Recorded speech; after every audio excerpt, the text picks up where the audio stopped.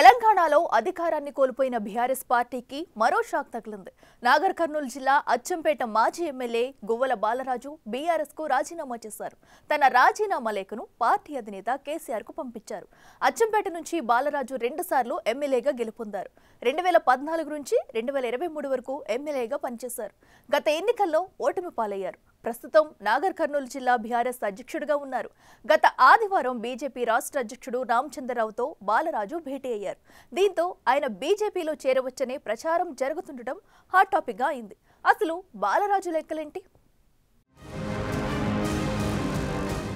తెలంగాణలో స్థానిక సంస్థల ఎన్నికలకు సన్నాహాలు జరుగుతున్న వేళ ప్రతిపక్ష బీఆర్ఎస్ కు ఎదురుదెబ్బ తగిలింది. గులాబీ పార్టీలో కీలకంగా వ్యవహరించిన నాగర్ కర్నూలు జిల్లా అచ్చంపేట మాజీ ఎమ్మెల్యే, నాగర్ కర్నూలు జిల్లా బీఆర్ఎస్ అధ్యక్షుడు గువ్వల బాలరాజు ఆ పార్టీకి రాజీనామా చేశారు. ఈ మేరకు ఆయన తన రాజీనామా లేఖను ఆ పార్టీ అధినేత కేసీఆర్ కు పంపించారు. బాలరాజు తన రాజీనామా లేఖను పంపించినట్లు, అయితే ఆయన్ను బుజ్జగించేందుకు బీఆర్ఎస్ అధిష్టానం ప్రయత్నించినట్లు తెలిసింది. కానీ బాలరాజు మాత్రం తన రాజీనామా విషయంలో పునరాలోచన లేదని చెప్పినట్లు సమాచారం.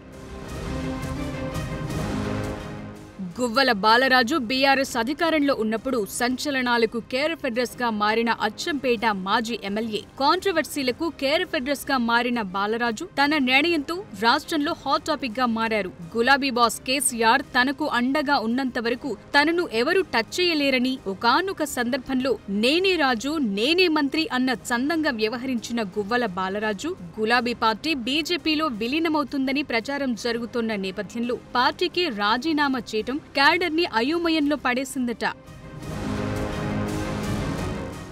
నాగర్ కర్నూల్ బీఆర్ఎస్ జిల్లా అధ్యక్షుడిగా ఉన్న గువ్వల బాలరాజు పార్టీకి గుడ్ బై చెప్పటం తీవ్ర కలకలం రేపుతోంది. తెలంగాణ రాష్ట్ర ఆవిర్భావం తరువాత గువ్వల బాలరాజుకు రాజకీయ భవిష్యత్తును ఇచ్చింది గులాబీ పార్టీని. 2014-2018లలో జరిగిన అసెంబ్లీ ఎన్నికల్లో అచ్చంపేట నుంచి 2 సార్లు ఎమ్మెల్యేగా గెలుపొందారు.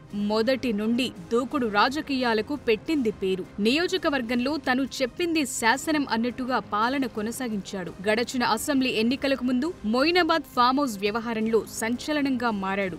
ఇక గత ఎన్నికల్లో కాంగ్రెస్ పార్టీ అభ్యర్థి చిక్కుడు వంశీకృష్ణ చేతిలో పరాజయం చవిచూశాడు. గత కొన్ని నెలలుగా పార్టీ కార్యక్రమాల్లో నామమాత్రంగా పాల్గొంటూ వచ్చిన ఆయన అధిష్టానంతోనూ అంటిముట్టనట్లుగా వ్యవహరిస్తూ వచ్చాడు. తాజాగా పార్టీకి రాజీనామా చేసి మళ్లీ వార్తల్లోకెక్కాడు. గులాబీ పార్టీ నాగర్ కర్నూలు జిల్లా అధ్యక్షుడిగా కొనసాగుతోన్న గువ్వల బాలరాజు తన రాజీనామా లేఖను బీఆర్ఎస్ అధినేత కేసీఆర్ కు పంపించాడు. లెటర్లో తను తీసుకున్న ఈ నిర్ణయం అంత తేలిగ్గా తీసుకోలేదని, అవసరమైన సమయంలో మద్దతు రాకపోవటం వల్ల తనకు చాలా బాధ కలిగించినట్టు, అందుకే పార్టీపై అసంతృప్తితో రాజీనామా చేస్తున్నట్టు లెటర్లో ప్రస్తావించాడు. ఆయన రాజీనామాతో పాటు నియోజకవర్గంలో ఉన్న తన అనుచరగణాన్ని సైతం తన వెంట తీసుకెళ్లేందుకు ప్రణాళికలు రచిస్తున్నట్టు తెలుస్తోంది. గువ్వల బాలరాజు నిర్ణయంతో ఉమ్మడి పాలమూరు జిల్లాలో రాజకీయ సమీకరణాలు మారిపోయే పరిస్థితులు కనిపిస్తున్నాయి. అతను గులాబీ నీడను వీడి కాషాయ కండువా కప్పుకుంటారనే ప్రచారం కొనసాగుతోంది. దానికనుగుణంగానే గత కొద్ది రోజులుగా తన సన్నిహితులతో మాట్లాడి నిర్ణయం తీసుకున్నట్టు తెలుస్తోంది. వచ్చే ఎన్నికల్లో అచ్చంపేట నియోజకవర్గం నుండి మాజీ ఐపీఎస్ ఆర్ఎస్ ప్రవీణ్ కుమార్ కు అవకాశమిచ్చేందుకు గులాబీ పార్టీ నిర్ణయం తీసుకోవటమే బాలరాజు రాజీనామాకు కారణంగా తెలుస్తోంది.